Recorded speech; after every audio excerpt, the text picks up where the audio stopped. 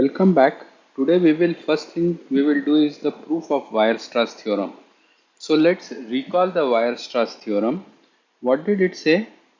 Let let f be a continuous function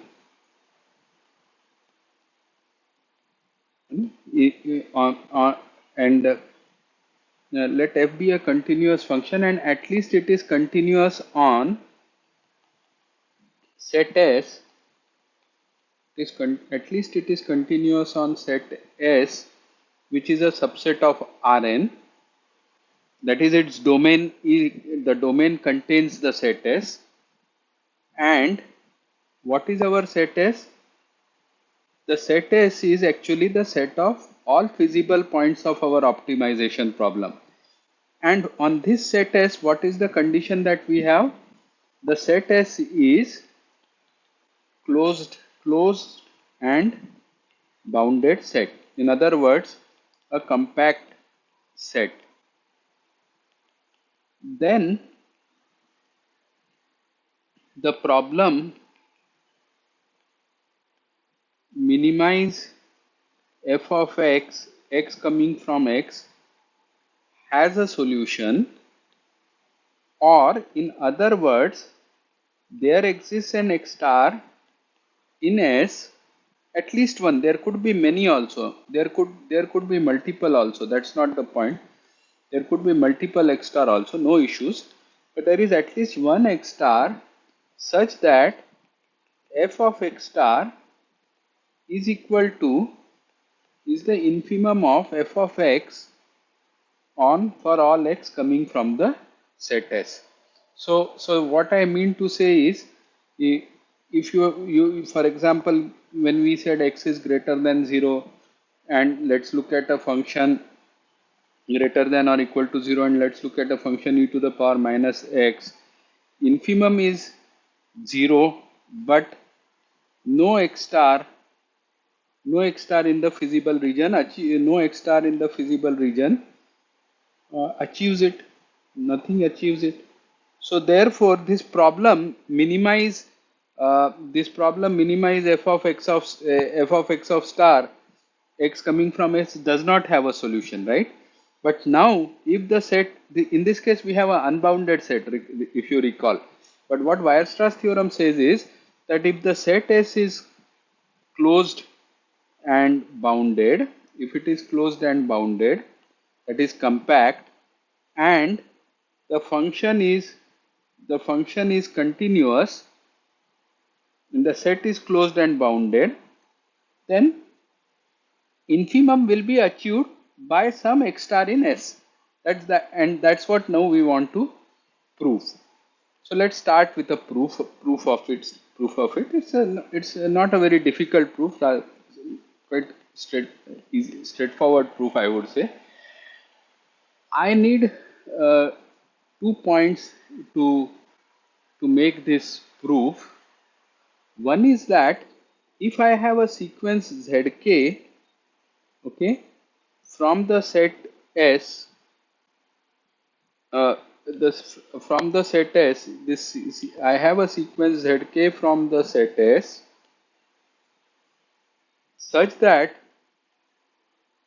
this limit zk k tending to infinity, it limits to some z bar, okay, this limits to some z bar, then z bar will be in S if S is compact. That's first property number one. I need this property number one, that if I take a sequence from a closed and bounded set, and if it is a convergent sequence, then the point where it converges also will be in the set S. So how do I go about proving this simple property? Quite straightforward. Imagine that nice circle that I had, and let's say that there is a sequence which there is one let me imagine two sequences, one sequence, let's say, goes somewhere here here and converges here. So in this case, what is happening? The z bar is in the interior of set S. Now another possibility is that it reaches this boundary, which is the circle. It's a boundary of the circle. So the or, if it is not in the interior, then it is a boundary point, sometimes shown by this symbol, that it is a boundary point. So this is one possibility. This is the second possibility. The third possibility is z is does not belong to set S. That means, in some sense, in this case, it is outside outside of the set S, and it is this property, that this is the condition that we want to rule out. What we are saying is that if the sequence, every point in the sequence is coming from the set S, and then the limit point z bar also has to belong to set S, provided that the set S is closed. That's the most important thing, that provided, in fact, not just compact, but I can make it more easy, I can just simpler, I can say that provided that the set S is closed. So imagine proof is by contradiction. Proof by contradiction. So in the first two cases, there is nothing to prove. If Zs is in the interior of S, it belongs to set S. If Zs is a boundary point, because the boundary point is also a part of a closed set, so therefore it belongs to set S.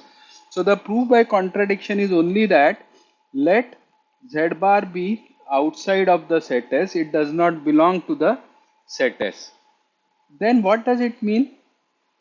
It means that I can create a delta neighborhood around Z bar, right, which is of set of all x such that x minus Z bar in some norm is strictly less than delta. We call this as the open ball, and delta is greater than 0. So it means if this does not exist, that means there exists a ball like this. You can construct a ball like this, such that all x in this ball, all x in this ball have no point in S, because it's outside. It's Z bar is a point outside, so therefore no point in this, no point in the ball is will contain any point of the set S. So for example, if Z bar is here,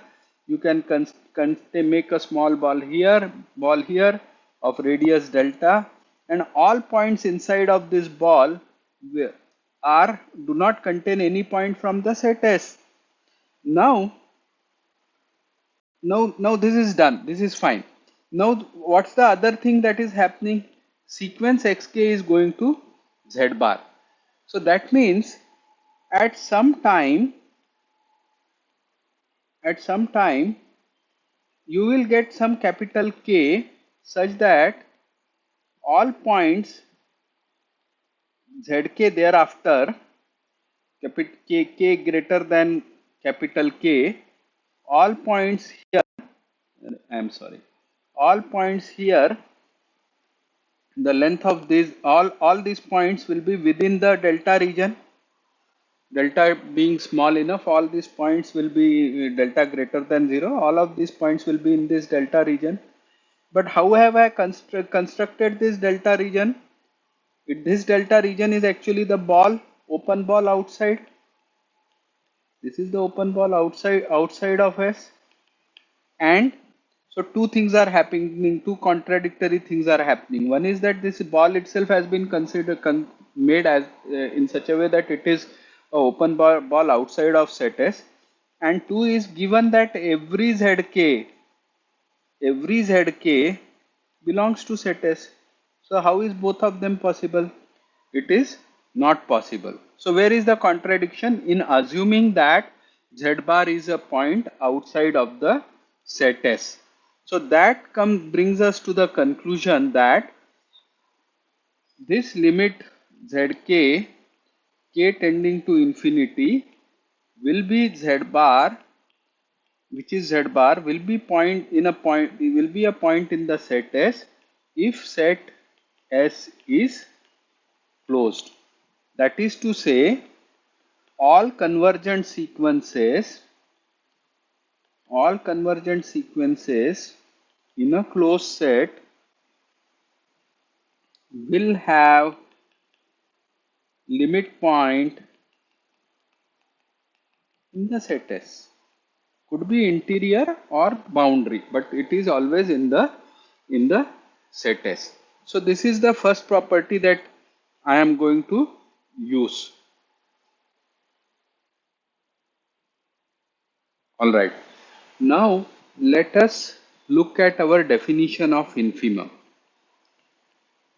Now our definition of infimum says basically that I can create a sequence Zk in S such that when I look at the corresponding induced sequence f of z of k, this sequence approaches the infimum of f of x, x coming from S. This is the definition of infimum. If there is no such sequence, then it means that the right hand side is then it means that this right hand side is actually not an infimum. You can tighten your bound further, right? So therefore, when we say that something is a infimum, then you, for example, in this example also, you can create a sequence like this points. You can create a sequence, for example 1 2 3 4 e to the power minus x. So this is a sequence of natural numbers n whose limit n tending to infinity, of course, is infinity, you know that, but the corresponding sequence on f of 1, f of 2, and so on. So it's e to the power minus 1, e to the power minus 2, e to the power minus 3, and so on. So where does it limit to? It limits to 0, which is the infimum.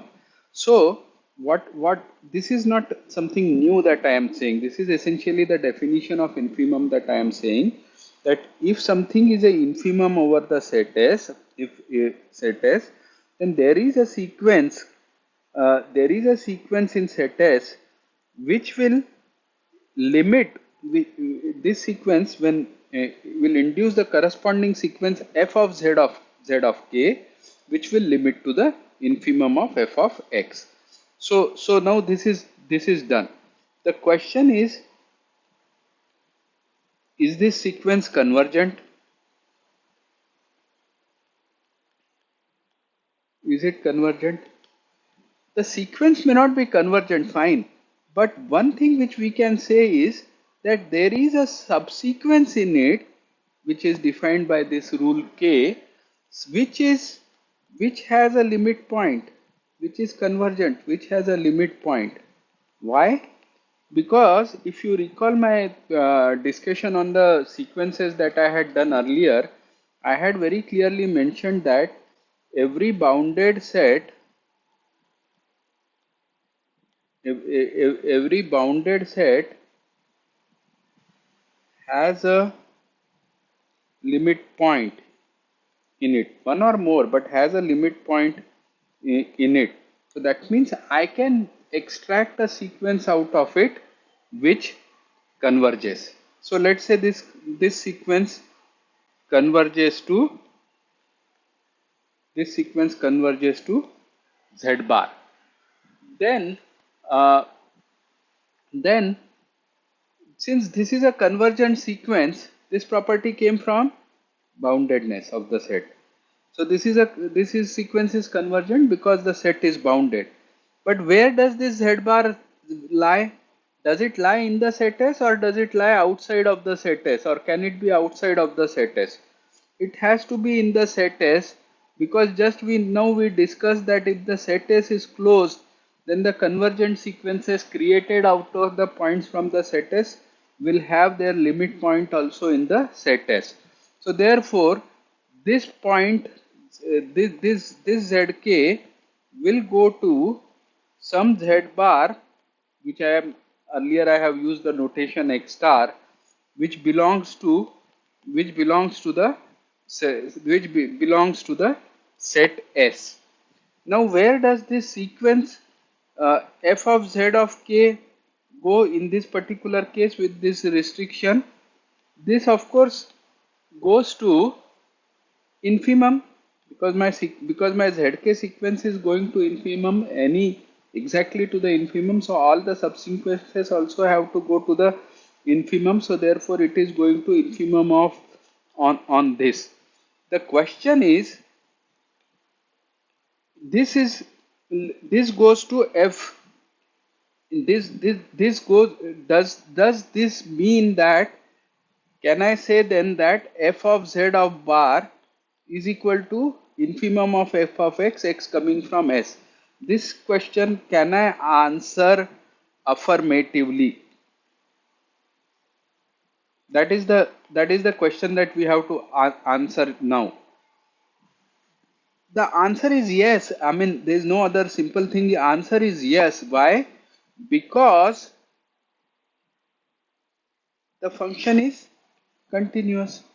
Function is continuous. So if you recall, when I discussed sequences and continuity, I said that if x of k sequence goes to x bar, then the sequence f of x of k will go to f of x of will go to f of x of bar, because the function is continuous. So earlier you recall this example I did. The function is here and then it jumps somewhere here to, let's say this is x, some x bar. So this jumps, it approaches here and then jumps to x bar. This is happening because of the discontinuity. So I take a sequence like this, sequence of points which converges to x bar, on this side. So the limit would turn out to be, let's say this value is some 1.5, so it limits to 1.5, but the function jumps to some other value. So therefore this sequence is not becoming equal to f of x of bar. But what happens is, of course, if you take the sequence from the right, then it is becoming exactly equal to f of x of bar. But in this sequence, it is not happening. But if the function is continuous, whichever way you approach it, if the xk limits to this limiting point f of x of k tending to infinity becomes equal to f of x of bar. So therefore this f of z of bar has to be equal to the infimum, which is to say that the minimum is achieved. Now this Weierstrass theorem, in the way we have defined it, it also applies to maximum. That means I can also say that if f is a continuous function on the set S and set S is closed and bounded, then f achieves its maximum. Why? Because just consider the problem, minimize minus of f of x coming from set S. This is same as saying maximize f of x coming from set S. And but if f is continuous, minus f is also continuous. So therefore you have, in the terms of minimization problem also, you have a continuous function and your set is closed and bounded. So it achieves a minimum on minus f of x. In other words, it achieves a maximum on f of x of s. It can be tightened using the notion of lower semi-continuous functions. Weierstrass theorem can be tightened a bit further. So in that case, it will apply only to the it will apply only for the minimization problem. But I think I'm going to avoid that for the time being. This completes the proof of Weierstrass theorem.